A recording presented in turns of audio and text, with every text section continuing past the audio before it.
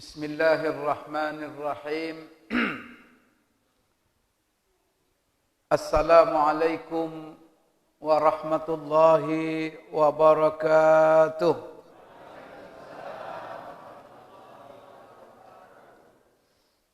Alhamdulillah. Alhamdulillahilladzi nazzala al-furqana ala 'abdihi liyakuna lil'alamina nadhira. Alhamdulillah alladzi anzala ala 'abdihi al-kitaba wa lam yaj'al lahu 'iwaja. Alhamdulillah alladzi khalaqal insana 'allamahu al-bayan 'allamal insana bil qalam 'allamahu ma lam ya'lam. Wassalatu wassalamu ala asyrafil anbiya'i wal mursalin wa ala alihi wa sahbihi wa tabi'ina lahum bi ihsanin ila yaumiddin, amma ba'd. Qala Allah ta'ala fi kitabihil karim, a'udzu billahi minasy syaithanir rajim. Syahrul Ramadan alladzi unzila fihil Qur'an hudan linnasi wa bayyinatin minal huda wal furqan. Wa qala ta'ala inna anzalnahu fi lailatin mubarakah. Wa qala ta'ala inna anzalnahu fi lailatul qadr. Sadaqallahul azim. Yang muliakan Ketua Pengurus Masjid dan seluruh jajaran pengurus, bapak-bapak, alim ulama, cerdik pandai, tokoh masyarakat, tokoh pemuda, bapak-bapak, ibu-ibu, jemaah Masjid Al-Ukhuwah, jemaah Qiyamul Lail, yang malam ini kita berkumpul di rumah Allah, melaksanakan salat Isya berjamaah. Kita teruskan dengan Qiyamul Lail. Dan sekarang kita duduk lagi di masjid untuk mengisi malam ini dengan sama-sama kita duduk memperingati nuzul Al-Quran. Yang mana di dalam memperingati ini kita akan membahas tentu Bapak Ibu sekalian yang hal-hal yang berkenaan dengan Al-Quran. Semoga majlis kita ini merupakan majlis Al-Quran yang di sini kita diingatkan kepada kebesaran dan keagungan Al-Quran. Saya tahu Bapak Ibu sudah mengantuk ini. Saya sendiri pun sudah mengantuk sebenarnya. Saya tidak tahu dengan. Tapi Bapak Ibu sekalian tolong tahan ngantuknya ya. Sabar. Karena malam-malam ini, malam bangun ini. Kita sekarang sudah berada pada malam ke-21, berarti kita sudah masuk 10 hari terakhir Ramadan. Kapan masuk 10 hari terakhir Ramadan? Semenjak terbenam matahari tadi, atau sudah masuk 10 terakhir itu. Bapak Ibu sekalian, dalam hadis yang diceritakan oleh Aisyah radhiyallahu anha dan juga sahabat-sahabat lain, dalam hadis yang sahih bahwa Rasulullah sallallahu alaihi wasallam iza dakhalatil ashr, apabila sudah masuk 10 hari terakhir Ramadan, bagaimana beliau? Pertama, syadda mi'zarahu. Itu pertama. Kalau sudah masuk 10 hari terakhir ini, dikencangkannya ikatan sarungnya. Kencangkan ikatan celana semuanya, sarung. Kemudian, apa lagi?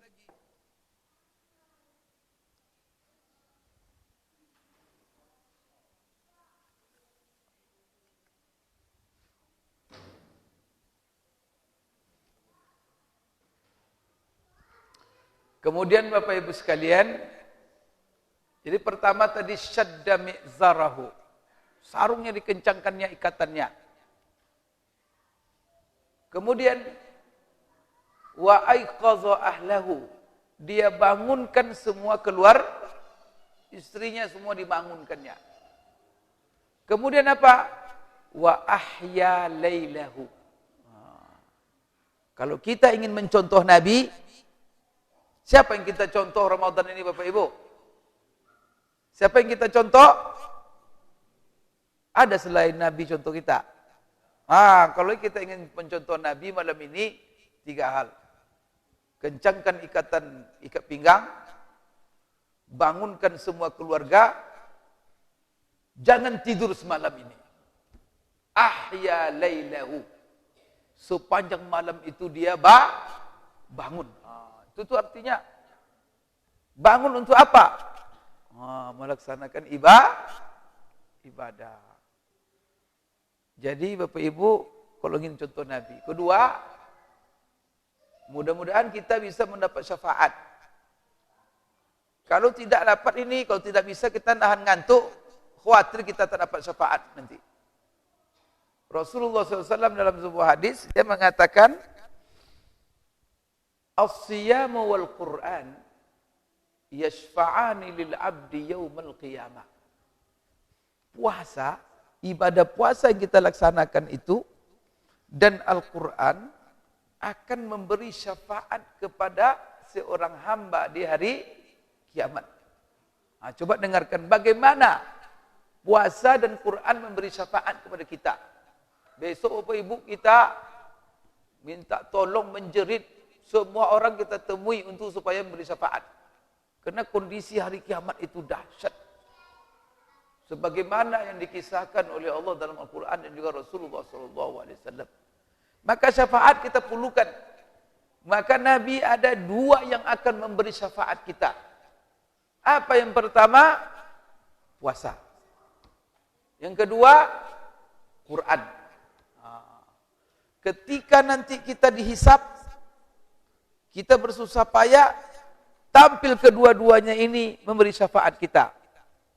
Apa kata puasa? Puasa bilang begini, Ya Rabb, oh Tuhanku, aku telah membuat atau melarang dia sepanjang siang Ramadan, aku telah melarang menghalang dia. Akulah yang telah menghalang dia sepanjang siang Ramadan, makan, minum, dan melimpaskan syahwatnya.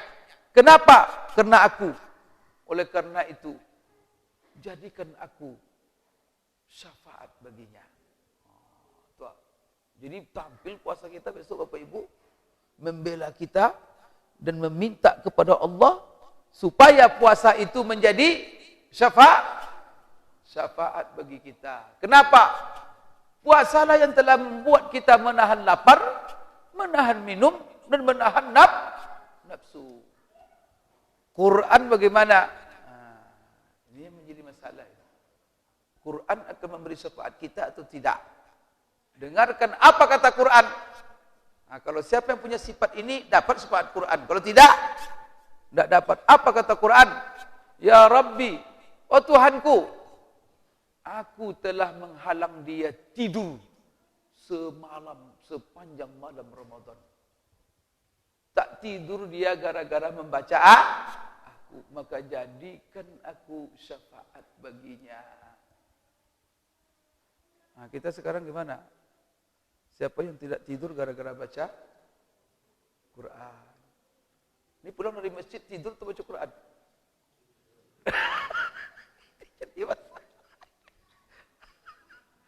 Kira-kira ini dapat kita syafaat Quran tak nih? Maka Ramadan ini bukan malam tidur, tapi malam. Itu kata Quran. Ya Rabbi, mana'tuhu minan naumi bil-laili. Aku telah menghalang dia untuk menikmati tidur di malam. Sampai nak tidur dia, karena dia selalu bersama. Oleh karena itu, jadikan aku syafaat. Subhanallah. Tapi kalau sepanjang malam tidur aja, itu susah itu. Bapak Ibu sekalian, mudah-mudahan malam ini kita tahan tidur ya. Karena kita memperingati nuzul Quran. Mudah-mudahan Quran menjadi syafaat. Jadi kalau udah ngantuk-ngantuk tahan. Kalau kita mau mendapatkan syafaat Quran. Bapak Ibu sekalian yang dimuliakan Allah. Maka pada malam hari ini kita memperingati nuzul Quran. Saya ingin bicara pertama sekali, apa hubungan Al-Quran ini dengan bulan Ramadan? Kenapa setiap bulan Ramadan kita bicara Al-Quran? Kenapa setiap Ramadan kita memperingati nuzul Quran? Kenapa tidak nuzul Quran itu diperingati bulan Zulhijjah, bulan Rabiul Awal, bulan Sya'ban? Kalau karena turunnya Al-Quran, Bapak Ibu sekalian, Quran itu banyak tidak turun itu bukan di bulan Ramadan. Surah Baqarah itu, tidak salah saya itu, turunnya itu di bulan Sya'ban. Bulan Sya'ban itu. Apalagi ayat tentang puasa, yang mewajibkan puasa itu turun di bulan Sya'ban. Jadi di bulan Sya'ban turunnya perintah puasa, Ramadannya langsung praktek. Dan itu pada tahun kedua Hijriah. Surah Baqarah bukan Ramadan. Itu ayat yang kita semua tahu, al-yauma akmaltu lakum dinakum wa atmamtu alaikum ni'mati wa raditu lakumul Islam Madinah. Itu turun kapan? Ketika Rasulullah melaksanakan ibadah haji. Ibadah haji di bulan apa, Bapak Ibu? Di bulan Zulhijjah. Jadi apa hubungannya Quran dengan Ramadan? Mari kita simak Bapak Ibu sekalian rentetan ayat-ayat tentang Ramadan dan puasa. Kan itu dimulai dari surah Al-Baqarah ayat berapa tentang puasa itu?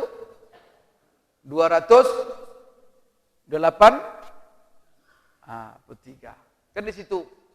Di situ dimulai ayat itu dengan ya ayyuhalladzina amanu kutiba alaikumus siyamu kama kutiba alal ladzina min qablikum la'allakum tattaqun ayyama ma'dudat. Ayat itu Pak ya sampai kepada wala ta'kulu amwalakum bainakum bil batil wa tudlu biha ilal hukam litakulu fariqam min amwalin nasi bil ismi. Jadi ayat itu lebih kurang 2 halaman lebih itu tentang puasa itu. Dan ayat itu saling punya keterkaitan dengan puasa. Coba kita lihat mulainya ya ayyuhalladzina amanu kutiba alaikumus shiyam. Hai orang-orang yang beriman, diwajibkan kepada kamu berpuasa. Ingat ibadah puasa ini tidak hanya diwajibkan kepada kamu, tetapi juga diwajibkan kepada umat-umat sebelum kamu. Dan ingat, puasa yang diwajibkan kepada kamu ada maksud dan tujuan Allah mewajibkan puasa itu. Apa maksud Allah? Di balik ibadah puasa yang diwajibkannya kepada kita, supaya kita semua menjadi orang-orang yang bertakwa. Kemudian Allah jelaskan ayyamam ma'dudat. Berapa hari puasa itu diwajibkan? Maka Allah katakan puasa itu diwajibkan kepada kamu hanya ayyamam ma'dudat, beberapa hari yang bisa dihitung. 1, 2, 3. Maka ma'dudah itu bisa dihitung dan itu menunjukkan bahwa dia sedikit. Beberapa hari dihitung itu berapa jumlahnya? Allah jelaskan lagi. Syahrul Ramadan. Yaitu sepanjang bulan. Maka begitu rentetan ayat itu. Berapa hari? Yaitu sepanjang bulan Ramadan. Kemudian Allah jelaskan pula kepada kita. Kenapa puasa itu diwajibkan di bulan Ramadan? Kenapa di bulan Ramadan? Kenapa tidak di bulan Sya'ban? Kenapa tidak bulan Rabiul Awal? Kenapa puasa itu tidak di bulan Zulhijjah? Kenapa di bulan Ramadan? Allah jelaskan. Alladzi unzila fihil Qur'an. Karena di bulan Ramadan itu adalah merupakan bulan yang diturunkan di situ Al-Quran. Terbayang Bapak Ibu sekalian? Jadi rupanya puasa Ramadan ini, kenapa di bulan Ramadan kita diwajibkan berpuasa? Atau kenapa ibadah puasa ini Allah pilih Ramadan bulannya? Masalahnya bulan Ramadan itu bulan yang diturunkan Al-Quran. Jadi gara-gara Quran itulah sebenarnya kita diwajibkan berpuasa. Berarti menjadi inti Ramadan ini puasanya atau Al-Qurannya sebenarnya? Hah? Kalau begini ayatnya itu sebenarnya intinya apa? Puasanya atau Qur'annya? Quran Bapak Ibu sekalian. Maka puasa itu mengikut sebenarnya untuk memuliakan Jadi seolah-olah ini Ramadan ini kata ulama, kita ini seolah-olah berpuasa kita sebulan ini demi apa? Seolah-olah kita menyambut kedatangan semua ibadah kita lakukan. Puasa kita. Ibarat kalau seandainya Kota Pekanbaru mendapat trofi apa begitu. Ya kan? Sehingga masyarakatnya membuat suatu acara menyambut sesuatu. Maka Bapak Ibu sekalian, nanti akan saya jelaskan. Kemudian sebelum saya jelaskan kenapa Ramadan itu kita berpuasa, karena ada hubungan dengan Al-Quran. Bapak Ibu sekalian, kemudian apakah bulan Ramadan itu seluruhnya itu diturunkan Al-Quran? Bagaimana cara turun Al-Quran itu di bulan Ramadan? Ini perlu kita tahu ini sejarah masalahnya. Apakah maksudnya Quran ini semuanya diturunkan di bulan Ramadan? Padahal tadi saya katakan, ada di bulan Sa'ban, ada di bulan Dzulhijjah. Nanti kalau kita ditanya, kenapa kalian bilang di bulan Ramadan? Nanti ada orang non-muslim baca sejarah Quran.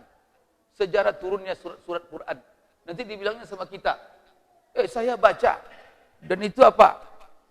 Berdasarkan dalil-dalil yang sahih. Bahwa apa? Bahwa Quran kalian itu tidak diturunkan bulan Ramadan. Banyak yang turun tidak di bulan Ramadan. Kenapa dikatakan dalam ayat itu bulan-bulan Ramadan? Di sini Bapak Ibu ya kita harus jelas. Apa yang dimaksud dengan Quran diturunkan di bulan Ramadan? Bapak Ibu sekalian, ada dua di situ. Dan ini perlu kita Bapak Ibu sekalian mengetahui sejarah turunnya Al-Quran.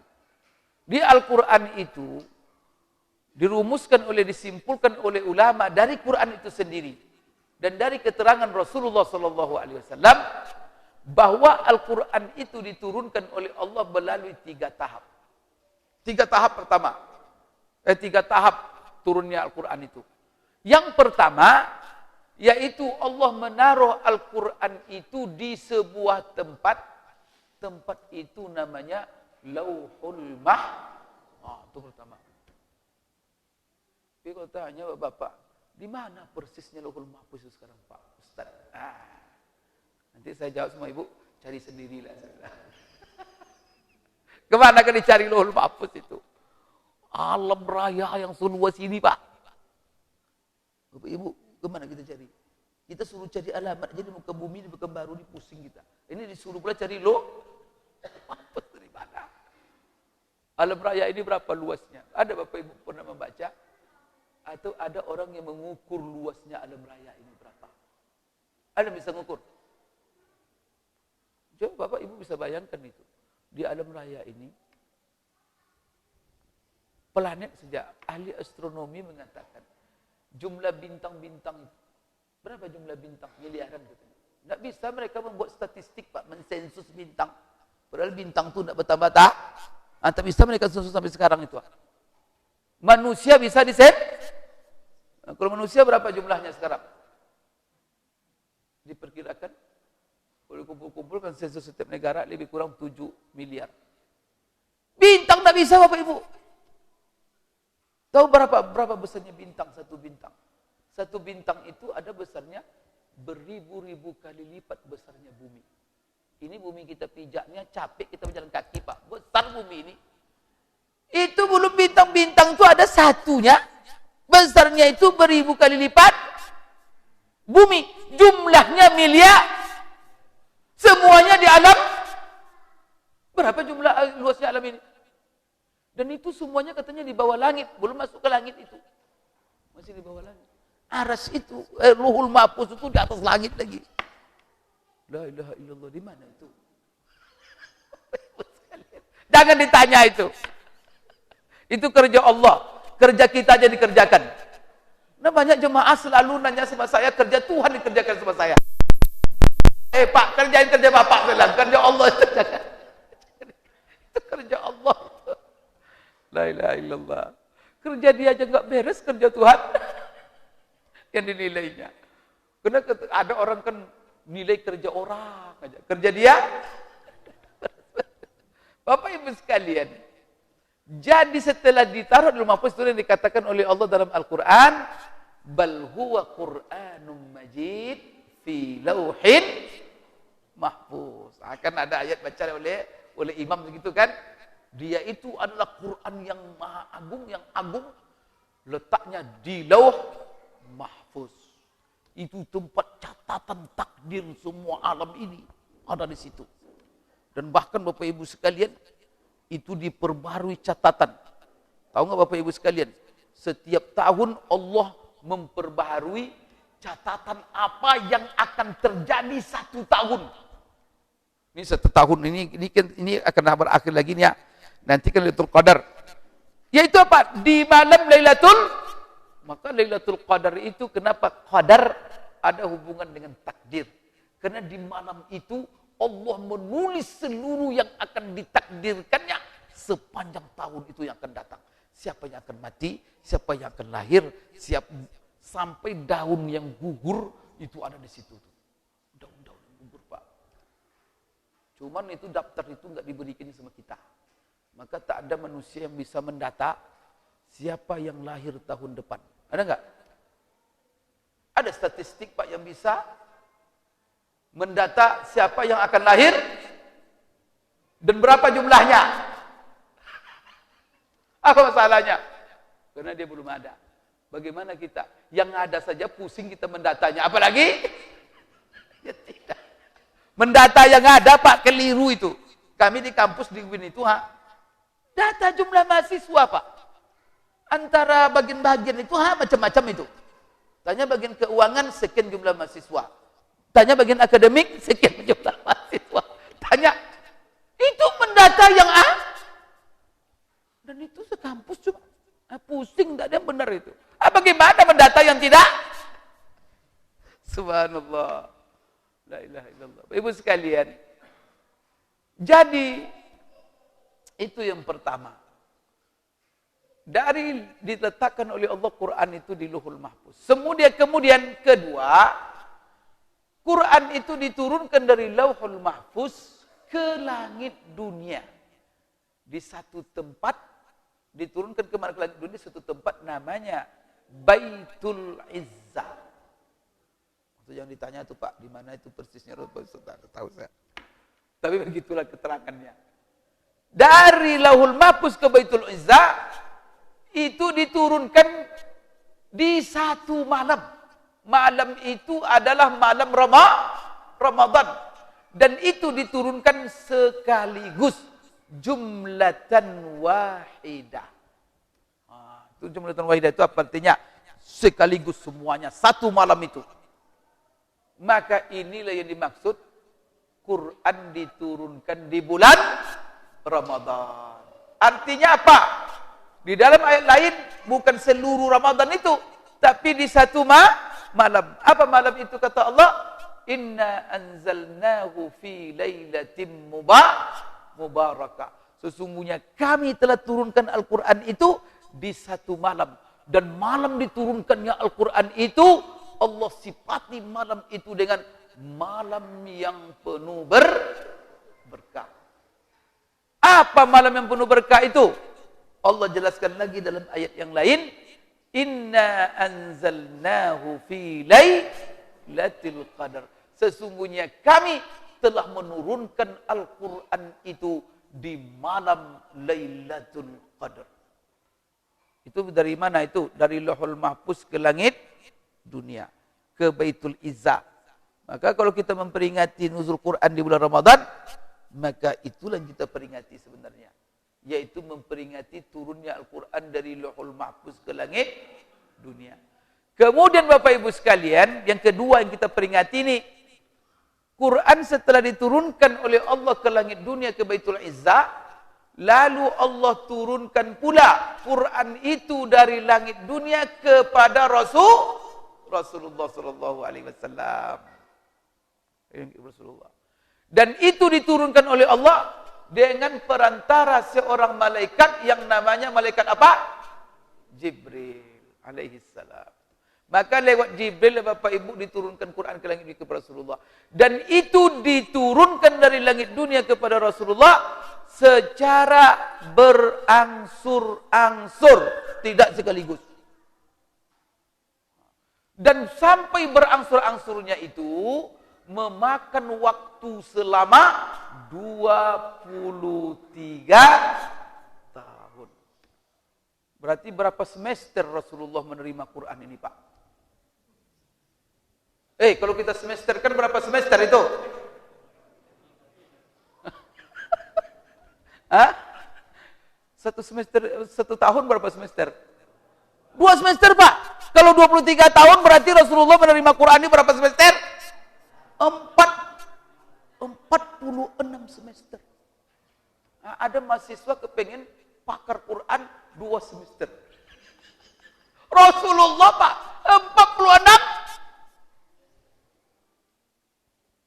Baru Quran itu dikuasainya. Quran itu menyatu dengan hatinya, menyatu dengan jiwanya, menyatu dengan kehidupan. Bahkan apa Aisyah ditanya, apa kehidupan Rasulullah itu? Bagaimana hidup Rasulullah? Bagaimana tindakan perilaku Rasulullah dalam hidupnya?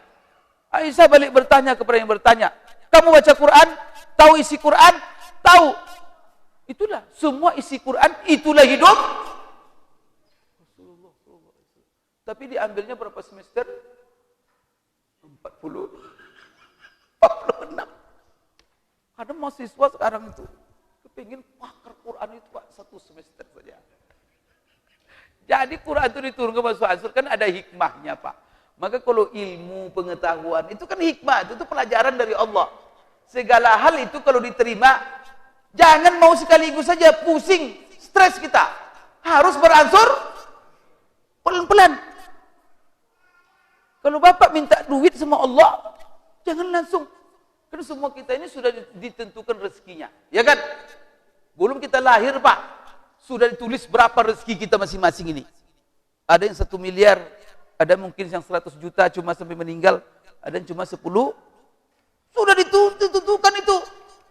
Maka kata Rasulullah, tak akan mati kalian sebelum seluruh rezeki yang telah ditakdirkan untuk kalian sudah diterima. Berarti kalau sudah mati, orang habislah sudah rezeki. Tak ada lagi. Matilah sudah. Jangan berdoa, ya Allah, semua rezeki yang telah Engkau takdirkan berikan kepada saya sekarang juga semuanya. Langsung dikasih, langsung mati, Bapak Ibu, langsung mati. Astagfirullah. Jangan doa gitu ya. Kalau bisa apa, ya Allah, pelan-pelan dikasih. Supaya umur panjang. Itulah hasil kata ulama. Kenapa? Karena ada dalam sebuah hadis, silaturahim itu memanjangkan umur. Apa masalahnya, Pak? Karena kalau Bapak silaturahim, rajin silaturahim, maka pasti Bapak berbagi rezeki. Kalau rajin menjenguk saudara, tentu apa? Sebagian uang itu dibelikan gula, dibelikan beras, dibelikan, pasti bawa. Kalau Bapak kunjung ke rumah orang tak bawa apa-apa, bosan orang lihat Bapak Ibu. Apalagi setiap datang ngabisin yang ada saja, itu bosan orang itu. Tapi kalau datang bawa, maka apa? Kedatangan Bapak ditunggu tuh. Sekalipun itu saudara kandung, ya enggak?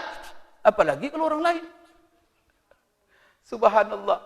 Maka kalau kita rajin silaturahim, rajin memberi. Kalau rajin memberi Bapak Ibu, yang seharusnya sudah dimakan, belum dimakan, tidak jadi. Maka umur kita panjang terus. Kenapa?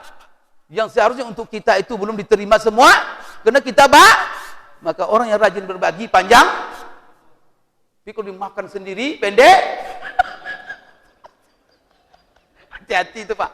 Kalau mau panjang umur, rajin bagi, sedekahkan. Tapi kalau mau pendek umur, makan hati, Bapak Ibu. Nah, itu betul itu, Pak, teruji itu. Maka orang bakhil itu pendek-pendek umurnya. Orang yang suka berbuat baik, suka berbagi itu bahagia hidupnya, ya. Orang semua orang doa sama dia. Bapak Ibu sekalian yang dimuliakan Allah, begitulah Quran diturunkan secara berangsur-angsur selama 23 tahun. Namun Bapak Ibu sekalian, Walaupun dia turunkan pada surah An-Sur, ayat yang pertama diturunkan, ini ayat pertama yang diturunkan, itu adalah Iqra' bismi rabbikal ladzi khalaq. Dan itu diturunkan juga pada malam Ramadan. Di situ ada 3 pendapat ulama yang masyhur. Ada mengatakan tanggal 17 Ramadan, ada mengatakan tanggal 21 Ramadan, ada yang mengatakan tanggal 24 Ramadan. Maka syahrul Ramadan alladzi unzila fihi al-Qur'an, maka tafsirnya apa? Bulan Ramadan yang diturunkan di dalamnya apa? Ayat pertama dalam Al-Quran, yaitu apa? Turunnya dari langit dunia kepada Rasulullah. Maka yang kita peringati yaitu apa? Memperingati ayat pertama yang diturunkan, dan itu pada bulan Ramadan. Atau memperingati turunnya Al-Quran sekaligus dari Lauhul Mahfuz ke langit dunia, yaitu pada satu malam yang penuh berkah. Malam itu disebut oleh Allah sebagai malam Lailatul Qadar. Jadi kalau Bapak ditanya, yang diturunkan Iqra' yang pertama, tetapi kok dibuka Quran tidak Iqra' pertamanya, tetapi surat Al-Fatihah. Itu gimana Bapak Ibu menjawabnya? Itulah perlu kita mengetahui sejarah Al-Quran. Itu diturunkan Al-Quran pertama Iqra', itu dalam sejarahnya diturunkan dari langit dunia kepada Rasulullah. Di dalam turunnya Al-Quran dari langit dunia kepada Rasulullah, itu tidak melihat kepada urutan Al-Quran, tetapi melihat kepada urgensi daripada substansi ayat. Mana yang paling urgen, itu diturunkan dulu. Kemudian apa? Juga turun Al-Quran itu menjawab berbagai pertanyaan-pertanyaan. Maka ditunggu. Ada pertanyaan, langsung ini Al-Qurannya. Datang orang bertanya, ini Al-Qurannya. Maka dalam Quran itu banyak ayat, yas'alunaka. Mereka bertanya kepadamu.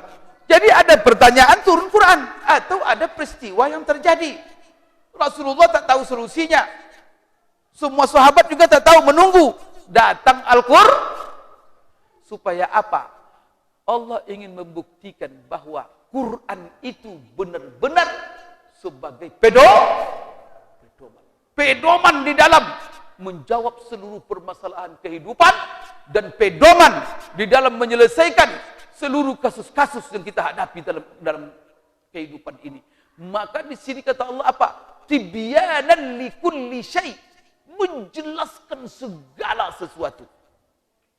Maka Imam Syafi'i yang pakar Quran, Imam Syafi'i itu Bapak ya, dia hafalan Quran itu semuanya seperti kita menghafal Fatihah itu.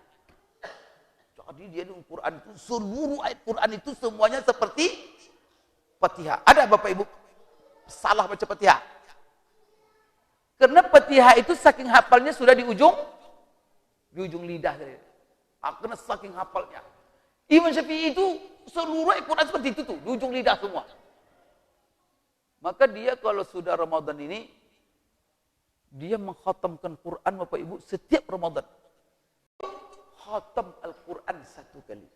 Setiap malam. Dalam solat. Kita ini khatam juga Bapak Ibu. Saya kan menarik juga lah kita ini. Karena masalahnya, kalau Utsman bin Affan setiap malam berakhir bacaannya dengan Qul a'udzu birabbin nas. Khatam. Tadi imam juga Qul a'udzu birabbin nas.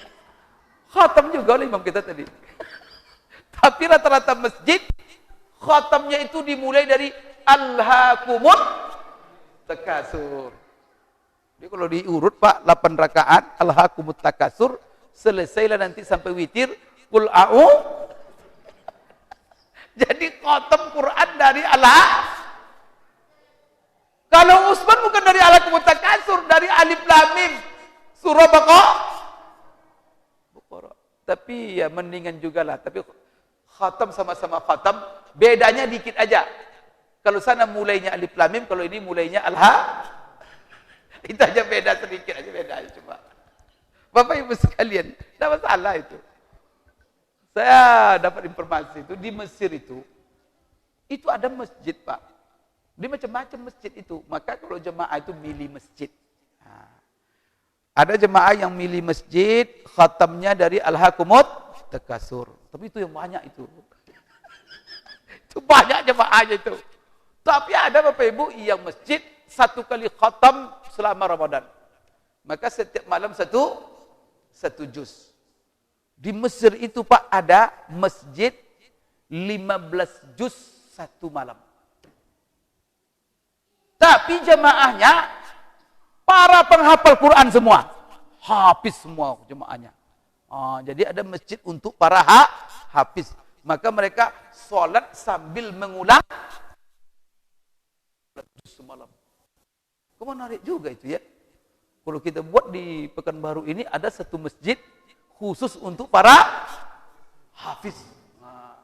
Maka bapak-bapak yang banyak asam urat tidak ikut itu. Apalagi di dalam dadanya cuma yang ada 3 surat saja. Fatihah, Inna A'tayna, Qul Huwal. Kalau 3 itu saja yang ada, itu biasanya dia mencari masjid yang dimulai dengan Al-Hakumut. Itu tuh. Kalau sempat dia pergi ke 1 juz itu Pak, wah itu goyang lututnya langsung. Apa katanya macam-macam alasan asam urat lah ini. Padahal bukan asam urat, kurang asam. Bapak Ibu sekalian yang dimuliakan Allah. Jadi Al-Quran itu diturunkan secara beransur-ansur selama 23 tahun. Maka tertibnya itu apa? Sesuai dengan kepentingan. Maka dengan dimulainya ayat Al-Quran dengan Iqra, itu menunjukkan kepada kita bahwa perintah pertama ini adalah perintah yang terpenting yang harus diperhatikan oleh umat Islam untuk membangun kehidupannya. Maka umat Islam ini, bagaimana kita membangun kehidupan kita? Dimulai dari apa? Iqra. Harus rajin membaca. Apalagi Quran ini kan diturunkan, semuanya akan diturunkan nanti beransur-ansur. Tapi Quran ini diturunkan untuk apa? Untuk menjadi hiasan di dinding, untuk menjadi hiasan di rumah, atau untuk menjadi barang jimat. Tidak. Quran ini diturunkan untuk dibaca. Maka dimulailah perintah itu membaca. Karena Quran berikutnya akan diturunkan. Maka perintah pertamanya membaca dulu. Supaya apa? Seluruh ayat itu tidak putus kita baca. Maka Bapak Ibu, kenapa ini namanya Quran? Kalau tak kita baca, tak Quran namanya. Karena Quran itu dari qara. Itu kata-kata Quran itu dari qara'a itu. Artinya apa? Itu sifatnya itu. Artinya apa? Ini adalah sesuatu yang sering dan selalu dibaca. Maka dinamakan dia Quran.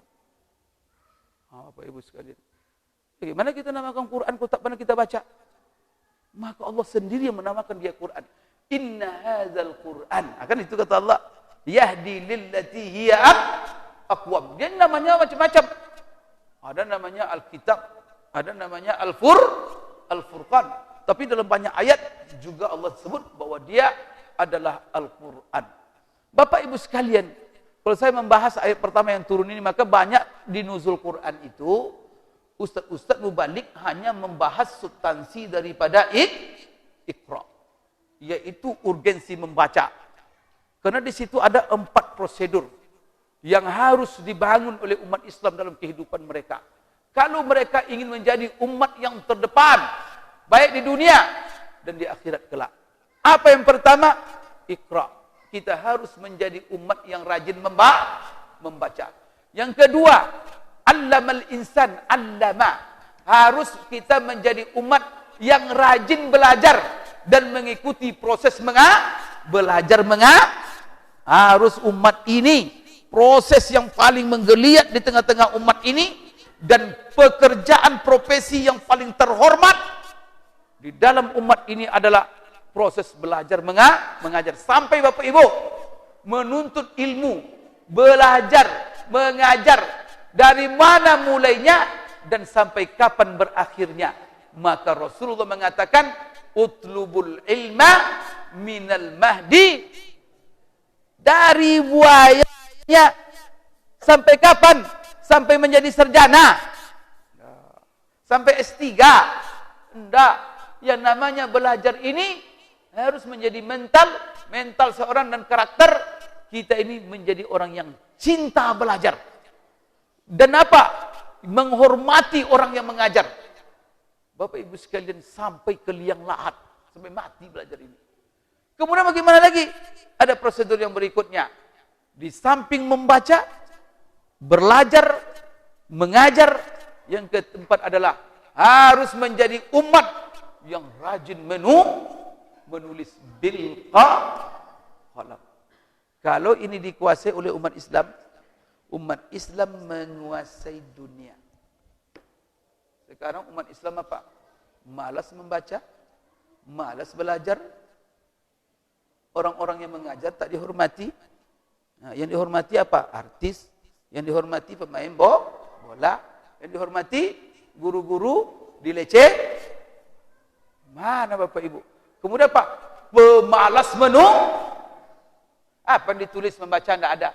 Karena orang yang bisa menulis, orang yang rajin, pasti itu. Apa yang ditulis kalau tak membaca? Kemudian apa lagi? Di dalam ayat yang pertama itu Bapak Ibu sekalian, Allah menjelaskan apa yang kita baca. Maka yang kita baca itu yaitu ilmu pengetahuan. Yang mana sumbernya? Semuanya dari Allah. Maka di situ Iqra bismi Rabb. Karena Bapak Ibu sekalian, segala yang kita baca itu sumbernya dari Allah. Maka seluruh ilmu pengetahuan yang diajarkan di dunia ini, di kampus mana saja Bapak Ibu sekalian, itu satu sumbernya. Semua ilmu itu. Siapa? Allah. Allah memberikan ilmunya kepada kita. Mengajarkan ilmunya kepada manusia. Lewat apa? Lewat dua. Pertama saya katakan lewat ayat-ayatnya. Jadi Allah mengajarkan ilmu kepada kita itu lewat ayat-ayatnya. Ayat-ayat Allah yang menjadi sumber ilmu pengetahuan kita itu ada dua. Yang pertama namanya ayat kauniyah. Yang kedua ayat matluwah, yaitu wahyu. Semua ilmu, coba bilang sama saya, ada yang lepas dari ayat Allah? Ada yang bersumber dari selain ayat Allah? Namanya ilmu biologi. Ilmu biologi itu kenapa muncul ilmu biologi itu Pak? Itu ilmu yang mempelajari apa?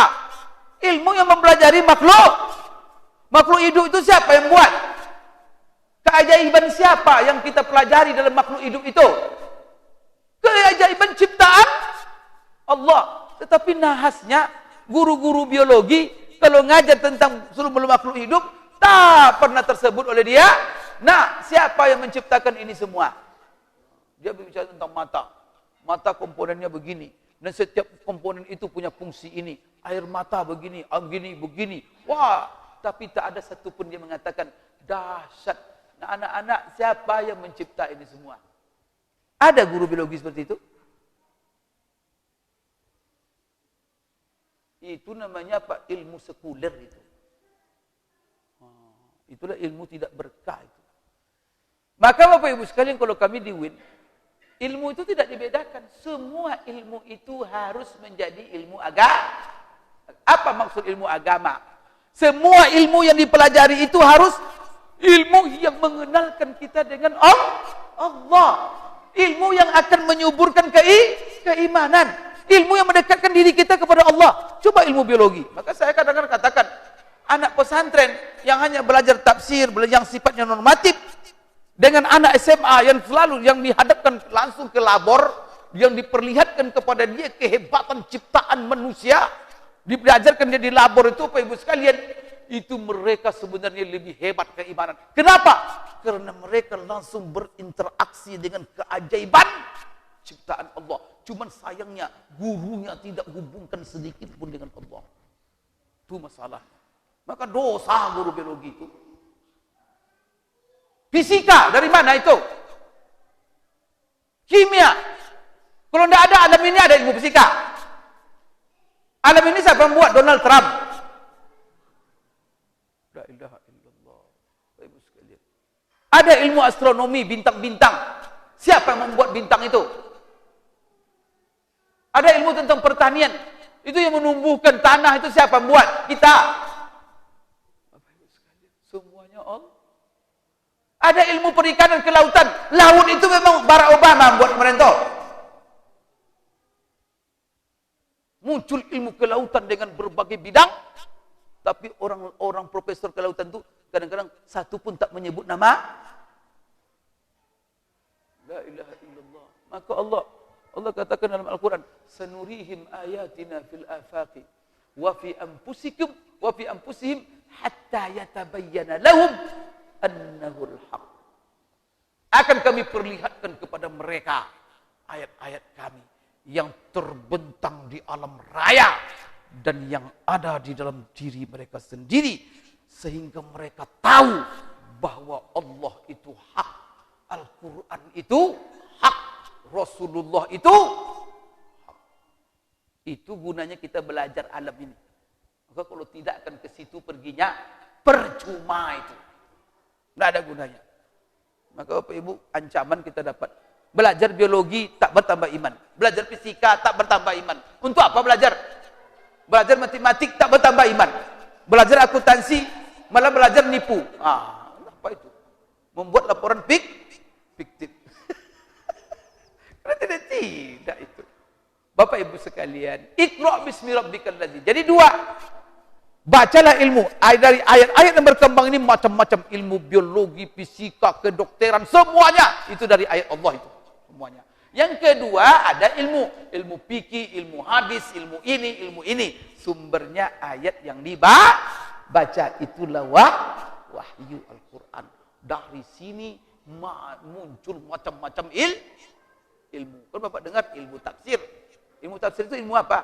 Ilmu yang mempelajari tentang penjelasan ayat-ayat Al-Quran. Ada ilmu asbabun nuzul. Ilmu yang mempelajari tentang sebab-sebab turun ayat. Ilmu rusumul Quran, ilmu yang mempelajari tentang tulisan Al-Quran. Ilmu nasakh wal mansukh, ilmu yang mempelajari tentang ayat, mana yang di-cancel, mana yang di-amandemen, mana yang belum. Ada semuanya. Ilmu munasabat, ilmu yang mempelajari tentang apa hubungan ayat dengan ayat, surat dengan, subhanallah, macam-macam ilmu Bapak Ibu sekalian. Itu ilmu Quran saja. Belum ilmu fikihnya lagi. Ilmu fikih itu muncul dari sini. Kenapa ada fikih? Karena ada Quran. Karena fikih itu sumbernya adalah Al-Quran. Ada ilmu usul fikih, ilmu metodologi, bagaimana mengeluarkan hukum-hukum dari ayat-ayat itu ilmu usul fikih. Dan segala macam ilmu. Yang mana Bapak Ibu, ratusan mungkin ribuan macam ilmu, sumbernya semuanya Allah. Maka tidak ada yang namanya dikotomi ilmu pengetahuan. Islam tidak mengenal. Siapa yang pertama membuat dikotomi ilmu pengetahuan? Itu kerjanya orang-orang orientalis. Maka mereka ketika ada kolonial, mereka membonceng, dibodoh-bodohinnya kita. Maka ada kampus umum, kampus agama. Sehingga kalau di SMA, guru agama dilecehkan, kalau guru biologi, ngawur aja itu. Padahal ilmu yang paling mulia itu apa? Nanti akan saya jelaskan. Ilmu yang paling mulia adalah ilmu yang berhubungan langsung dengan Al-Quran.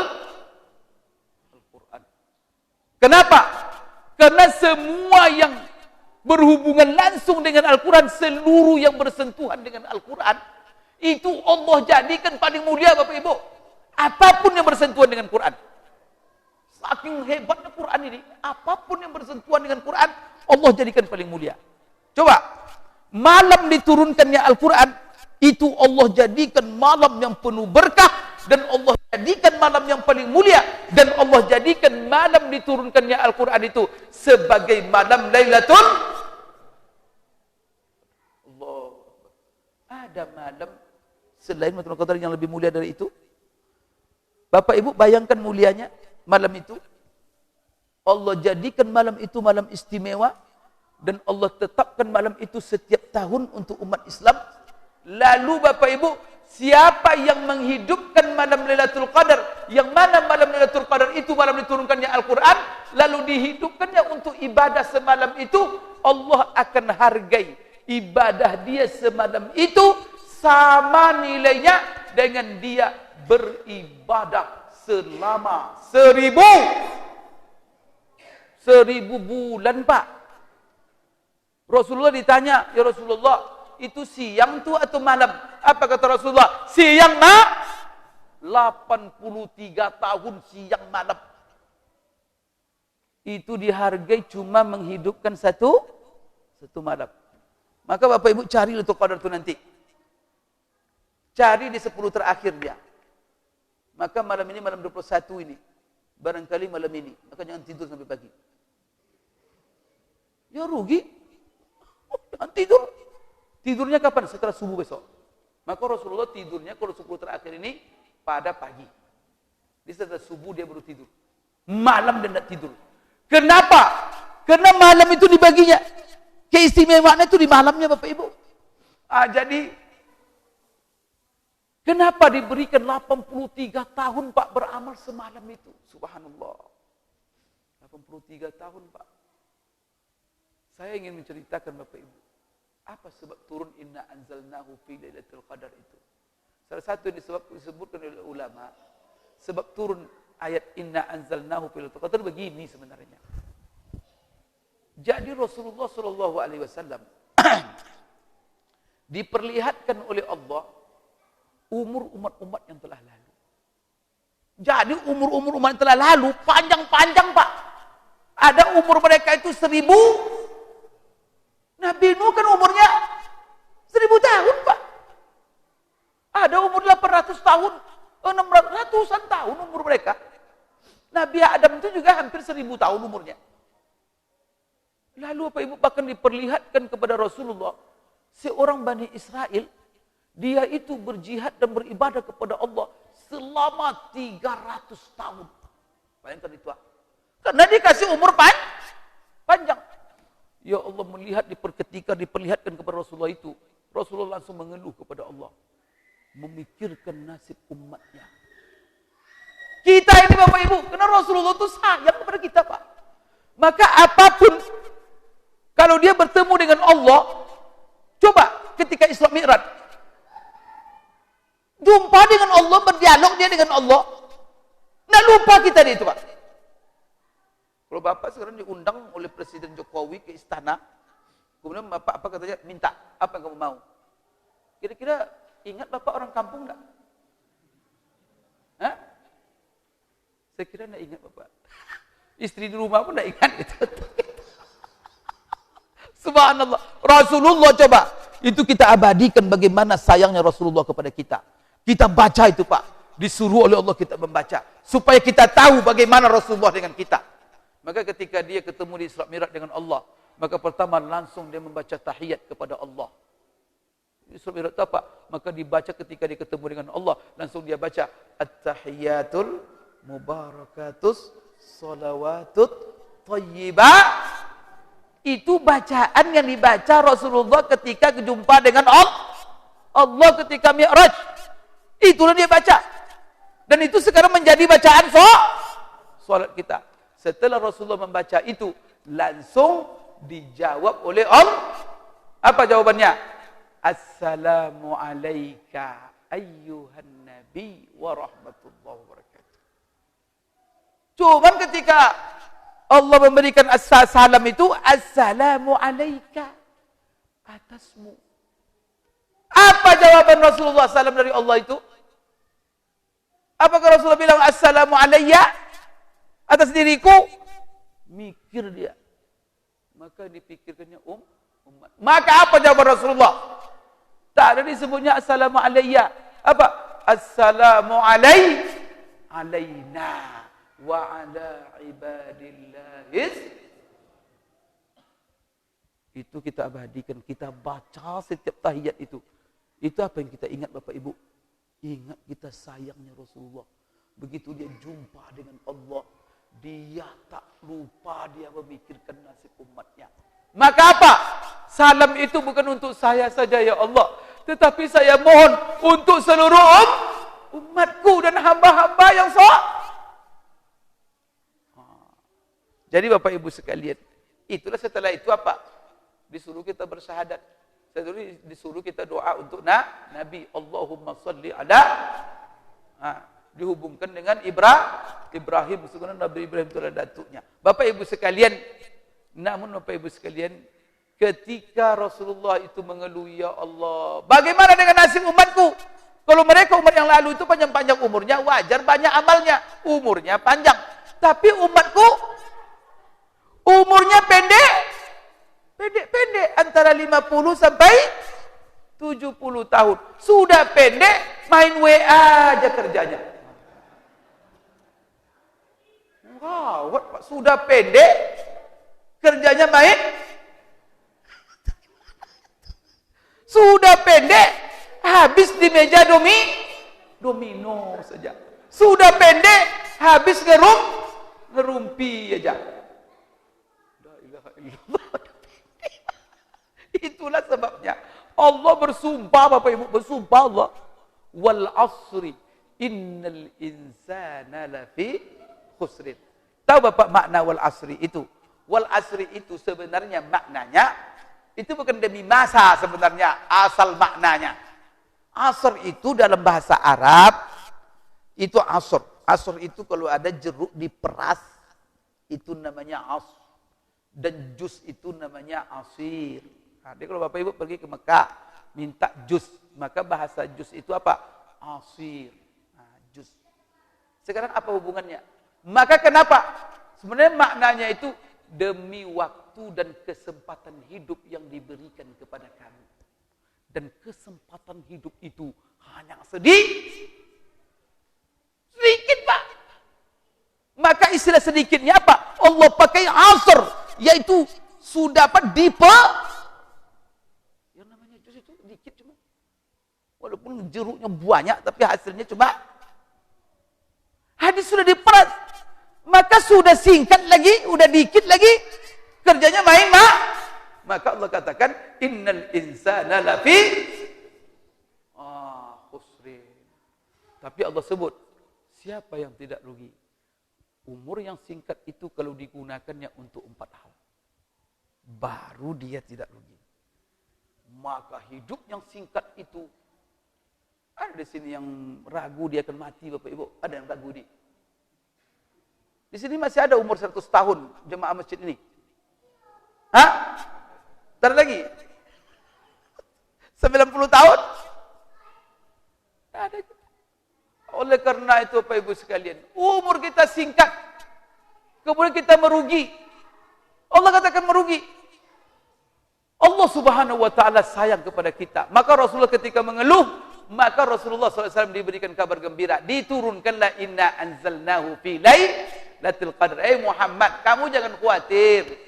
Walaupun umur umatmu itu pendek-pendek, tetapi akan saya jadikan umur mereka itu panjang-panjang. Sekalipun kesempatan hidup cuma sedikit, tetapi yang sedikit itu artinya panjang dan menyaingi umat-umat yang telah lalu. Salah satunya apa? Allah berikanlah hadiah untuk umat Nabi Muhammad ini malam Lailatul. Bagaimana Bapak Ibu sekalian Allah memanjangkan umur kita dengan mengganda-gandakan pahala ganjaran seluruh amal yang kita amalkan. Maka salah satu yang diberikan Allah malam Lailatul Qadar. Satu malam itu kalau kita hidupkan akan Allah beri nilai. Bapak Ibu, coba kalau seandainya Bapak jadi pegawai, kemudian apa kata kepala kantor atau kata presiden, kamu bekerja di hari itu sepanjang hari, akan saya gaji kamu di satu hari itu gaji sebanyak 83 tahun. Kira-kira Bapak kerja nggak sehari itu? Pingsan-pingsan pun bekerja. Astagfirullah.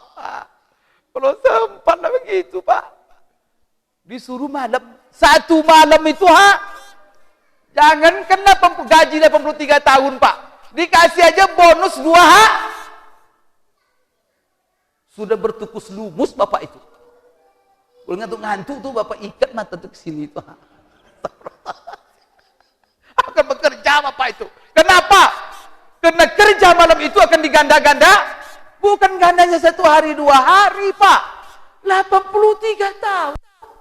Siang, Mak. Mana dicari itu Bapak Ibu? Siapa? La ilaha illallah. Rugi, Pak. Maka kalau ada ibu meninggal 70 tahun. Coba. Kalau dia meninggal 70 tahun dan dia melaksanakan puasa mulai umur 11 tahun. Berarti selama hidupnya dia puasa berapa kali? Kalau dimulai umur 11 meninggal umur 70 setelah Ramadan. Nah, berarti berapa kali dia puasa selama hidupnya? 6? Kan 60 kan? Berarti dia puasa 60 kali. Kalau sempat setiap kali puasa dapat malam Lailatul Qadar. Setiap malam Lailatul Qadar itu nilainya 83 tahun. Kalilah itu 83 kali 6. Berapa? Hampir 5.000. Maka ketika dia Bapak Ibu meninggal umur 70, sama artinya dengan orang yang meninggal dalam umur 5.000 tahun beramal siang.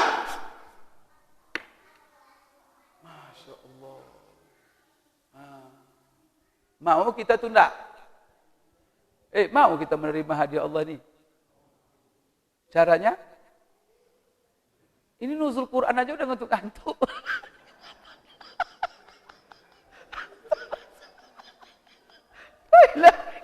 Semalam coba Bapak Ibu. Ya Allah. Itulah sebabnya Rasul.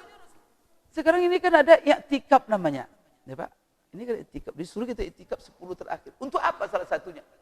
Salah satu i'tikaf itu, apa kata ulama? Supaya kita dengan i'tikaf itu fokus dengan Quran. Maka orang i'tikaf itu pegangannya Quran. Karena 1 tahun itu harus kita tingkatkan hubungan kita dengan Quran, khusus Ramadan. Kemudian Bapak Ibu untuk apa? Untuk mencari Lailatul. Dua itu sebenarnya itu rahasia i'tikaf itu. Pertama, untuk supaya kita fokus dengan Al-Quran sebelum berakhir Ramadan. Yang kedua Bapak Ibu untuk mencapai malam Lailatul Qadar. Maka kita perbanyak amal. Di mana letaknya? Allah tidak memberikan seluruh arah Ramadan. Tetapi apa? Di 10 terakhir. Di malam-malam yang ganjil. Dicari malam ganjil. 21, 23, 25, 27, 20. Di situ. Tapi Imam Ghazali dia punya analisa. Imam Ghazali dia bilang begini. Dia ukur kapan malam Lailatul Qadar itu. Tapi ini dari eksperimen. Jadi dia pelajari tanda-tanda Lailatul Qadar yang dijelaskan oleh Rasulullah SAW, hadis-hadisnya. Kemudian dia uji setiap tahun dari pengalaman-pengalaman orang. Maka dia rumuskan. Salah satu rumusan dia apa? Biasanya katanya, kalau hari Kamis jatuhnya bulan puasa itu hari pertama Ramadan hari Kamis. Karena dia baca, kalau hari Jumat maka biasanya Lailatul Qadar tanggal sekian. Kalau hari Sabtu biasanya tanggal sekian. Kalau hari apa? Minggu sekian. Kita kemarin puasa hari apa? Hari Kamis. Imam Ghazali mengatakan, kalau hari Kamis hari puasa pertama itu biasanya malam Lailatul Qadarnya malam ke-25. Maka besok malam ke-25 jangan tidur. Itu pengalaman yang dirumuskan oleh Imam Ghazali dari seluruh ulama yang selalu setiap malam Ramadan melihat tanda-tanda. Maka dia mereka setiap Kamis katanya kalau mulainya itu nampaknya itu di mana? Di malam ke-25. Nah, ingat ya kalau ini malam apa ini?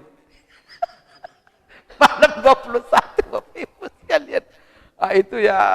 Tapi ada salah seorang ulama yang mengomentari apa dikatakan Imam Ghazali ini. Saya sudah uji dan tes apa yang dikatakan Imam Ghazali dan saya dapatkan benar adanya. Itu dikatakannya. Dan itu yang mengatakan juga ulama. Ya tidak ada apa-apa. Tapi yang jelas cari yang pasti saja. isi 10 hari terakhir itu semua jangan tidur. Bapak Ibu, apa alasan? Nabi bisa Pak Ustaz, saya sibuk.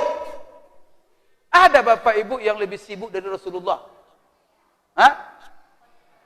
Ada bapak-bapak yang lebih sibuk dari Rasulullah. Rasulullah itu seluruh jabatan dipegangnya Pak. Seluruh. Masalah umatnya ke dia semua.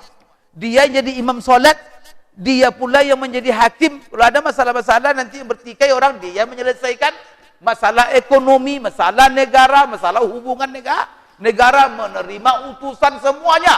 Oh, Rasulullah itu paling sibuk Bapak Ibu. Tetapi kalau sudah 10 hari terakhir Ramadan, beliau maka kalau ada bapak, kenapa bapak tak iktikaf sebentar terakhir? Sibuk Pak Ustaz. Itu bohong itu. Maka apa? Jangan sibuk alasannya. Malas Pak Ustaz. Itu aja. Malas aja Pak. Sibuk-sibuk apa? 11 bulan cari duit. Ke 10 hari tak bisa. Kumpulkan duit 11 bulan itu. Untuk apa? Supaya fokus 10 hari. Saya dulu Bapak Ibu ketika saya di Madinah, saya kan 15 tahun saya di sana. Ini pengalaman saya sering itikaf di Masjid Haram Mekah. Saya biasa kalau itikaf di Haram Mekah, itu saya itikaf ada di satu tiang karena enak di sana. Di tingkat 2, saya selalu di situ. Ada AC-nya agak dingin. Kemudian manusia orang tidak ramai apa situ. Karena kalau ramai itu terganggu kita itikaf. Saya di situ selalu. Cuman saya melihat ada di tiang sebelah saya, itu ada serombongan beberapa orang bapak itu, setiap tahun saya lihat dari situ. Ini orang tahun sini. Akhirnya saya tanya dia, Bapak dari mana, kenalan, rupanya dia bahasa Inggris kan? Rupanya dia itu dari Pakistan, tapi tinggal di Inggris.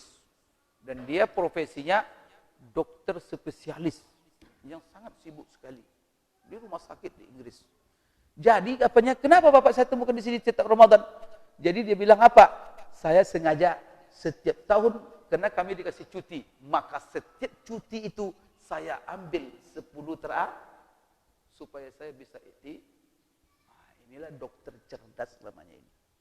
Kalau kita mencari cuti kapan? 10 hari terakhir. Malah 10 hari terakhir itu hari-hari memenuhi mall. Ya kita terbalik kita di kita ini nggak tahu ya. Ini tradisi-tradisi ini, tapi alhamdulillah insyaallah kita roba-roba sedikit ya. Maka seharusnya Pak Ibu cerdas kita. Cari duit apa semua. Sekarang enggak perlu Pak Ibu. Kalau dulu orang-orang kampung sibuk buat kue, sibuk cari baju lebah. Sekarang kan sudah serba online semua. Duduk apa di tempat itikaf, suruh orang antar kue ke rumah. Selesai itu, Pak. Iya enggak? Banyak sekarang pasar online ini, Pak. Mau baju lebaran yang bagaimana? Dilihat contohnya dengan orangnya, ukurannya, apanya, harganya. Malah harga lebih murah lagi. Kualitas dijamin lagi. Subhanallah, diantar ke rumah lagi. Kita pun bisa lewat handphone lagi. Tidak juga mau etikaf. Memang besok ditanya Allah kita tentang nikmat ini. Maka Bapak Ibu kita, fasawfa tus'alun kata Allah. Kalian akan ditanya. Maka di dalam Al-Quran juga, summa la tus'alunna yawma idzin. Nikmat hidup kita ini. Kalau hidup nenek-nenek 100 tahun yang lalu, bingung kita lihat kita ini. Seluruhnya serba dimudah. Ini siapa yang berkehendak ini? Allah. Maka di zaman memudahkan begini tidak banyak pahala kita. Siapa yang salah? Kita bersama. Bapak Ibu sekalian yang dimuliakan Allah, maka beginilah. Kenapa malam Lailatul Qadar itu ada? Kenapa Allah jadikan itu malam Lailatul Qadar? Itu penghargaan untuk umat Nabi kita Muhammad sallallahu alaihi wasallam, untuk kita semua. Mari kita cari Bapak Ibu sekalian. Kemudian coba, malam itu Allah jadikan malam Lailatul Qadar. Bulannya Allah jadikan bulan yang paling mulia. Maka Ramadan ini sayyidus syuhur, bulan yang paling mulia. Kemudian Bapak Ibu sekalian tahu enggak? Diturunkan dengan perantaraan malaikat Jibril. Malaikat Jibril yang membawa Al-Quran kepada Rasulullah Jadi apa saja yang bersentuhan dengan Quran jadi paling mulia. Pasti itu. Malaikat Jibril yang membawa Quran menjadi malaikat yang paling mulia. Bahkan Bapak Ibu, Allah ketika menyebut malaikat Jibril, salah satu nama malaikat Jibril itu oleh Allah, yaitu sama namanya dengan nama Al-Quran. Tahu Bapak Ibu salah satu nama Al-Quran? Wa kadzalika auhayna ilaika ruhan. Jadi salah satu nama Quran itu apa? Ruh. Nama malaikat itu adalah Jibril, itu ruh. Seperti bagaimana dalam Al-Quran, tanazzalul malaikatu warruh. Yang mana malam Lailatul Qadar itu malaikat berbondong-bondong turun ke bumi. Salah satu yang ikut turun itu adalah warruh, malaikat Jibril. Kemudian Allah sebutkan dalam ayat lain, nazala bihir ruhul amin ala qalbika litakuna minal munzirin. Quran itu diturunkan oleh siapa? Dengan perantaraan Jibril, dibawakan kepada Rasulullah SAW. Bapak Ibu, di situ namanya Ruhul Amin. Amin itu apa? Yang sangat aman. Apa yang dibawanya disuruh sampaikan oleh Allah, sampaikannya itu. Maka Allah cap dia amanah, supaya tak ada orang ragu. Karena ada orang Bapak Ibu sekarang menuduh malaikat itu berkhianat. Ada sekarang kelompok Islam, maka Pak, dia menisbatkan dirinya kepada Islam. Tetapi rukun imannya tak sama dengan kita, Pak. Ada rukun imannya yang tidak ada. Apa itu? Iman kepada malaikat, tak beriman kepada malaikat. Marah dia sama malaikat. Kenapa? Dituduhnya malaikat berkhianat. Jadi katanya apa? Malaikat Jibril itu dipesan oleh Allah bawakan Quran itu ke Ali katanya. Salah alamat dikasihnya kepada Muhammad. Marah dia sama malaikat, tidak beriman mereka. Itulah kelompok Cuma dia ada Syiah, tidak ada iman dengan malaikat. Apa masalahnya? Marah kepada seharusnya Quran itu ke Ali katanya. Kenapa kau bawa ke? Astagfirullahaladzim. Maka Allah katakan Ar-Ruhul Amin. Malaikat Jibril yang sangat aman. Tak mungkin dia salah alamat. Dibilang malaikat salah alamat. Ayolah. Awur aja. Karang-karang aja agama ni lah dia. Mungkin malaikat Jibril salah alamat bawa Quran. Bapak Ibu sekalian. Ruh. Jadi ruh itu nama Al-Quran. Malaikat Jibril itu namanya ruh. Sama namanya dengan Al-Quran. Apa masalahnya? Quran itu disebut oleh ruh. Ada hubungannya Bapak Ibu. Karena kita ini, manusia ini terdiri dari dua unsur. Pertama namanya unsur jasmani. Yang kedua unsur rohani. Kalau unsur jasmani Bapak Ibu sekalian, itu Allah ciptakan kita unsur rohani dan seluruh kebutuhannya itu dari unsur bumi ini semuanya. Ini bumi ini semuanya Bapak Ibu sekalian, itu unsur jasmani. Maka makanan jasmani dari bumi. Kenapa? Jasmani diciptakan dari tanah. Kemudian apa? Kita pun dari tetes air mani. Air mani itu juga proses dari apa yang kita makan. Yang kita makan itu semuanya di bumi. Maka kalau makan jasmani, itu cukup yang di bumi-bumi.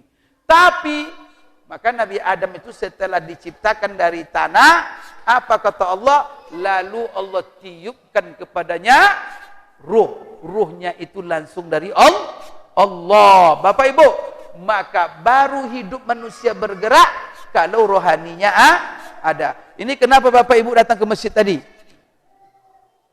Karena ada ruh. Kalau tidak ada ruh lagi tadi, datang Bapak Ibu masjid. Bukan datang ke masjid, dibawa ke kubur. Kalau tidak ada ruh, mana bisa bergerak? Ini bisa mandang saya, kenapa? Karena masih ada. Ini saya berbicara nih, kenapa? Kalau saya tidak ada ruh tuh ngomong saya kabur Bapak Ibu semua. Kena ruh. La ilaha illallah sebenarnya Bapak Ibu ya. Hidup manusia itu yang paling menentukan ruh adalah aspek rohani. Kalau tidak ada, kita ini Pak ibarat handphone yang tinggal casing saja lagi. Sinyal baterai tidak. Pak kalau Bapak Ibu punya handphone tak ada sinyal, tak ada baterai. Bapak pakai kemana-mana. Apa gunanya? Casing. Kita juga begitu. Kalau tidak ada roh, habis. Maka Bapak Ibu sekalian, roh itu datangnya dari Allah. Itu dari langit Bapak Ibu sekalian, ditiupkan oleh Allah. Oleh karena itu apa? Apa makanannya? Makanannya juga wahyu dari langit. Maka Allah sebut makanannya itu juga ar-ruh. Maka Quran itu makanannya rohani. Maka ruh yang tidak ketemu dengan Quran, itu roh jahat. Maka roh yang tidak ketemu dengan Quran, roh apa? Roh jahat, Pak. Bapak Ibu sekalian, itu bukan saya ngatakan, Rasulullah ngatakan, Pak. Apa kata Rasulullah? Bilang coba. Innal ladzi laisa fi jawfihi syai'un minal Qur'an kal baitil kharib, kata Rasulullah. Orang yang di dalam rongganya jiwanya tidak ada sedikit pun Quran, itu ibarat rumah roboh, ibarat rumah tinggal. Kalau ada di sini perumahan, ada satu rumah, tak ada yang tinggal lagi. Sudah ditinggalkan. Kira-kira rumah itu bagaimana Bapak Ibu? Rumputnya. Apa isinya di dalam? Hantu. Jadi jiwa yang tak ada Quran seperti rumah tinggal, rumah roboh, isinya Maka Bapak itu dipastikan itu. Orang kalau seandainya dalam dadanya tidak ada Al-Quran, apa yang bersarang di situ? Hah? Hantu. Itu itu Rasulullah bilang tuh. Tamsilan rumah tinggal, rumah roboh itu apa? Maka kalau ada rumah tinggal di samping Bapak Ibu kenal orangnya sudah tidak ada lagi. Oh, sudah tinggalkan orang. Bapak jadikan apa itu? Tempat sampah, tempat kotoran, dan di situ hantu bergentayangan. Maka Bapak Ibu, kita ini harus ada Quran dalam rongga kita. Jangan sampai tidak ada. Minimal surat Al-Fatihah. Wajib ada itu. Kalau enggak, hantu isinya semua dalam. Ada di sini yang tidak hafal Fatihah ini? Nunjuk. Itu minimal itu. Maka anak-anak bapaknya kalau supaya sudah tidak disentuh oleh hantu, cepat-cepat dia dihafalkan. Karena Fatihah itu kan ummul kitab, yaitu resume semua Al-Qur'an. Isi Al-Quran itu semuanya, induknya adalah, tak bisa hafal Bapak semuanya. Minimal Al-Fatihah. Kalau dan bahkan Fatihah itu wajib. Kenapa? Dijadikan oleh Allah rukun salat. Maka orang tak baca Fatihah tidak sah. Itu apa? Supaya rongga kita berisi Al-Quran. Maka Bapak Ibu sekalian, kalau bisa hafal Quran semuanya. Masya Allah. Kalau sempat umpamanya anak kecil ini dalam hatinya Quran semuanya, Pak, Masya Allah, luar biasa. Maka Rasulullah SAW memuliakan semua yang berurusan dengan Quran. Jibril jadikan malaikat apa? Rasulullah sebagai nabi yang menerima Quran, Allah jadikan nabi yang paling mulia. Semua bersentuhan dengan Quran. Coba lihat. Setelah itu Bapak Ibu sekalian, umat yang mana pedoman kitab pedoman mereka adalah Al-Quran, menjadi umat yang paling mulia. Maka kita ini, kata Allah, kuntum khaira ummatin ukhrijat linnas. Kamu adalah sebaik-baik umat yang pernah dihadirkan di tengah-tengah manusia. Setelah itu apa kata Allah dalam ayat lain? Wa kadzalika ja'alnakum ummatan wasata. Bapak Ibu sekalian, siapa yang paling mulia? Maka imam seperti ini. Kalau Bapak memilih imam di sini, apa kriteria pertamanya? Ada Bapak memilih, lihat, siapa yang paling panjang jenggotnya, itulah yang paling. Bapak di sini jenggot atau tidak? Loh. Punya jenggot panjang, Fatihahnya tidak selesai, dia jadi imam. Atau Bapak lihat siapa jubahnya yang paling mantap, atau sorban yang paling. Siapa yang didahulukan di sini? Orang yang paling kuat interaksi, yang paling bagus Al-Qur'annya. Oh, tuh. Dia yang berhak di depan. Dan itu kenapa di depan? Dia yang paling mulia. Bahkan apa? Gerak-gerik kita itu mengikut gerak-gerik dia. Itu kurang mulia itu. Maka imam itu dulu ketika Rasulullah hidup, tak ada satu orang pun yang sanggup jadi imam. Maka Rasulullah itu dia selalu jadi, karena posisi itu Pak, posisi orang yang terhebat dalam Al-Quran. Maka kita kalau milih imam pengurus masjid, pasti dicari siapa Qurannya yang paling. Karena Rasulullah mengatakan, ahakkuhum bil imama, aulakum bil imama, siapa? Aqra'ukum li kitabillah.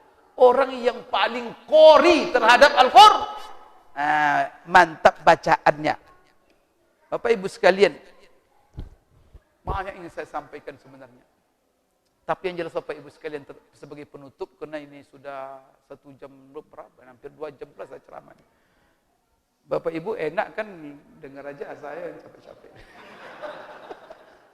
Saya dari pagi ceramah lagi ini baru sampai. Bapak Ibu sekalian, mudah-mudahan ada manfaatnya. Terakhir Bapak Ibu sekalian, Rasulullah jadikan siapa di antara kita yang paling mulia? Rasulullah katakan dalam hadis yang sahih, terdapat Sahih Bukhari yang diriwayatkan oleh Utsman bin Affan. Apa kata Utsman? Rasulullah bersabda, khairukum man ta'allamal Qur'ana wa 'allamahu. Sebaik-baik kamu, kata Rasulullah, siapa kita yang terbaik? Yang paling banyak duitnya? Tidak. Yang paling tinggi pangkatnya? Tidak. Yang paling mewah rumahnya? Tidak. Sebaik-baik kamu, kata Rasulullah, semulia-mulia kamu, siapa? Orang yang selalu belajar Al-Quran dan dia mengajarkan Al-Quran. Kalau kita bawa dalam bahasa sederhana, orang yang paling mulia di antara kita adalah orang yang mengaji dan guru mengaji. Itulah yang paling mulia. Jadi Rasulullah dulu kalau dia duduk di majelisnya, dilihatnya penghafal Quran. Kalau ada penghafal Quran duduk di belakang, tak akan dimulainya majelisnya Pak. Sebelum dipanggilnya semua mereka ke depan. Diduduk mereka di samping, baru beliau apa? Karena kalau beliau biarkan mereka di belakang, seolah-olah beliau merendahkan ahli Quran. Kalau ada di dalam peperangan, banyak sahabat yang mati syahid bergelimpangan, puluhan orang. Apa kata Rasulullah? Siapa yang diselenggarakan?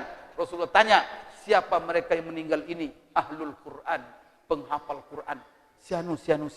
Kita selenggarakan mereka dulu. Kenapa? Mereka harus selalu didahulukan. Karena seluruh yang bersentuhan dengan Al-Quran harus kita jadikan paling mulia. Maka yang paling mulia di tengah-tengah kita siapa? Anggota dewan, bupati, artis, pemain bola. Orang yang paling mulia di tengah-tengah kita adalah guru mengaji. Sudah kita muliakan mereka Pak. Saya mau tanya, level sosial yang paling rendah di tengah-tengah kita siapa? Guru. Honor yang paling rendah di tengah-tengah kita honor siapa? Berapa honor guru ngaji di sini? Saya kemarin ada tanya di masjid Pak. Honornya 200.000 sebulan. Pernah Bapak mendengar orang demo supaya guru mengaji diberikan honor sesuai dengan UMR? Pernah? La ilaha illallah. Siapa yang menyuarakan mereka? Jadi guru mengaji itu apa? Mau bergaji, tak bergaji, mau mati, mau hidup, sila. 200.000 buat apa Bapak Ibu? Maka itulah kita rendahkan mereka.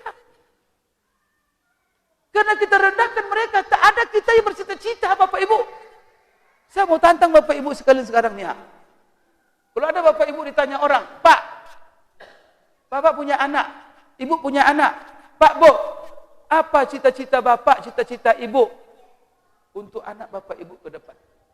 Siapa di antara Bapak Ibu yang akan menjawab, Pak Ustadz, saya cita-cita saya untuk anak saya ke depan, supaya dia menjadi guru. Nunjuk. Akan ada kan? Kenapa Bapak Ibu tidak cita-cita? Karena guru mengaji level sosialnya rendah. Padahal Rasulullah katakan sebaik. Di mana kita dengan Rasulullah ini? Bapak Ibu sekalian, Saya 15 tahun di Madinah.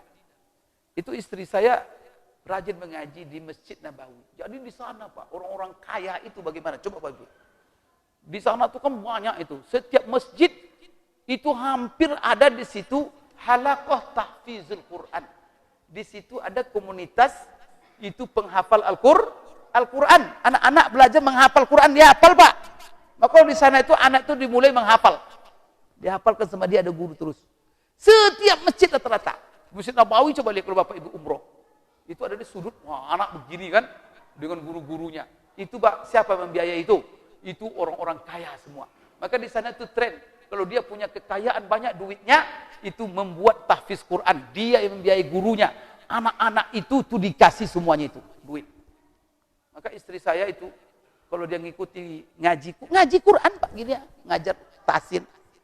Itu setiap minggu ada yang ngasih 500 rial. Pulang-pulang nanti ada yang ngasih.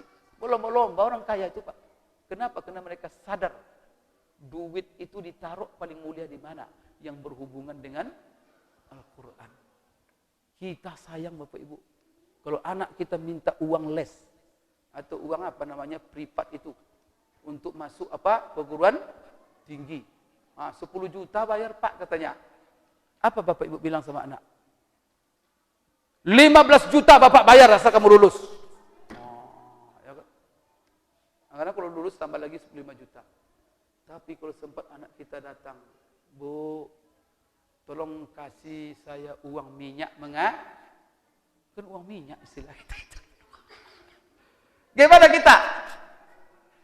Kemarin ada anak saya, dia SD, kelas 4. Dia daripada main-main aja di rumah, sekarang ada program Mustafa Umar itu karantina. Ya? Wah, karantina Al-Quran. Jadi banyak macam rupanya karantina itu. Ada bayar mahal lah Pak. Tapi kata istri saya, mahal bang katanya. 300 sehari. Mahal saya bilang, Quran 3 juta sehari saya bayar. Kita bawa saya bilang. Tidak ada yang mahal kalau Al-Quran. Tapi kalau mati-mati 300 juta saya mikir saya bilang. Kita kan terbalik. Kalau untuk Quran, sepayah-payah mengeluarkan duit itu. Ini setan Bapak Ibu. Ini setan ngajarkan kita ini. Tapi kalau untuk belajar menari, berapa diminta anak? Menari. Karam kita. Kemana kita Bapak Ibu umat Islam ini? Saya mau tanya ibu-ibu lah dulu. Bu, jawab dengan terus terang. Kalau kalau ibu punya anak perempuan. Ya, gadis. Datanglah seorang anak bujang melamar anak ibu. Pakai sarung, tapi sarungnya udah lusuh. Baju koko, umurnya sudah 5 tahun baju koko itu. Peci miring-miring sudah kuning pula itu. Datang kepada ibu melamar. Bu, saya jatuh cinta sama anak ibu, pengen jadikan istri. Biasa kalau ada anak bujang melamar anak kita, apa ditanya dulu Pak? Bu, kamu hafal Quran enggak itu? Ibu-ibu biasanya tanya apa dulu? Di makaro? Apa dia bilang? Guru mengaji di musol? Terima lamarannya. Dia nasib guru mengaji. Mungkin dibilang, hah? Guru mengaji?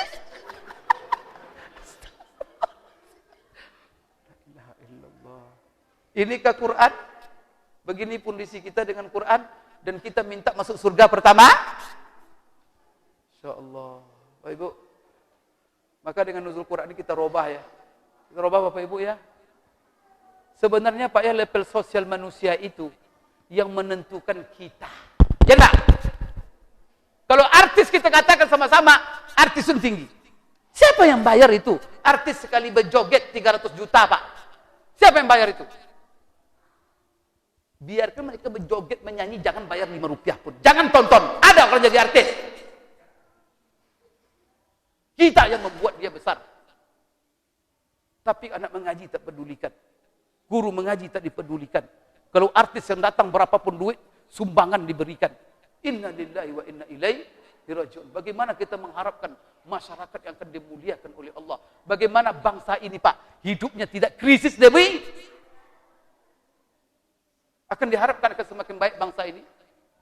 Ada namanya Musa, Pak. Tahu Musa? Heboh kemarin di YouTube. Cuma bukan di channel TV dia hebohnya, di YouTube. Seorang anak dari Lampung, umurnya 5 tahun, hafal Quran, Pak. Masih main kelereng. Tapi dadanya isinya Quran. Dites dari ayat mana saja, hafal dia, Pak. Kemudian tidak sekedar membaca, Pak. Dites, bahkan masuk dia musabaqah internasional di Mesir. Dan diuji oleh pakar-pakar Al-Quran. Juara dia, Pak. Sampai didukung-dukung dia oleh juri itu, Pak. Dicium-cium dia. Subhanallah. Bagaimana penghargaan umat Islam dan pemerintah Indonesia kepada anak itu. Yang membawa nama negara. Seorang anak dari Indonesia. Apa penghargaannya? Ada media TV kemarin memberitakan. Sebelum itu ada pemain badminton pasangan campuran nama itu. Apa namanya itu? Mungkin Bapak hafal itu. Pemain campuran kan? Juara kan? Berapa miliar yang dikasih? Miliaran dapat duit, Pak. Setelah itu apa? Sampai sekarang sampai mati dia digaji per bulan puluhan juta. Setelah itu, Pak, naik pesawat gratis kemana saja. Astagfirullah. Dapat apa bangsa ini dari badminton?